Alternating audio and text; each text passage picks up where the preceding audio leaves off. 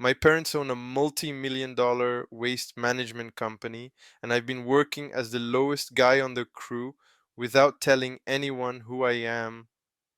I'm 22, just graduated from college a few months ago, while my classmates were polishing resumes and stressing over interviews. My parents sat me down and made it clear I wouldn't be job hunting, I'd be working for them. They run a massive waste management company like citywide contracts, fleet of trucks, recycling centers, the whole deal.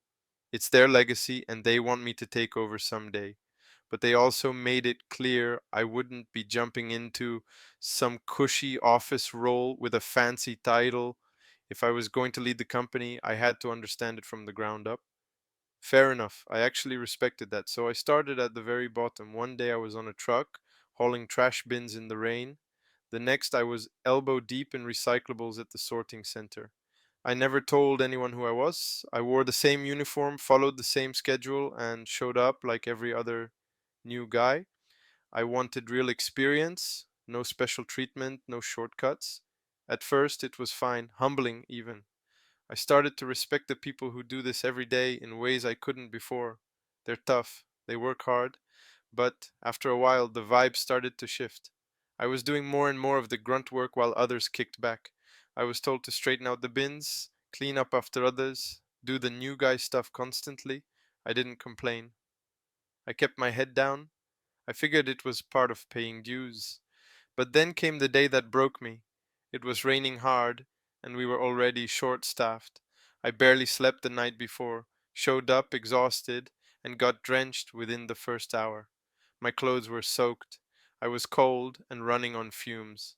Still, I pushed through most of the shift until one of the senior guys, Ron, decided he was done. He dumped the rest of his tasks on me and said, "You're the new guy, you handle it, I gotta leave early." I snapped. Politely but firmly, I told him no, I wasn't doing his work. I was done letting people pile on just because they outranked me. He stared at me like I'd grown a second head. Then, with a smirk, he said, "Careful. Management might not like it if I start talking about your attitude." I looked him dead in the eye and said, "Then let's go to management right now." He blinked, didn't say another word, just walked off. That was the first time I've ever stood up for myself like that at work. I didn't play the "I'm the owner's son" card, I still haven't. But I'm starting to realize being the boss's kid doesn't mean I have to accept being walked over to prove I'm humble. I'm here to learn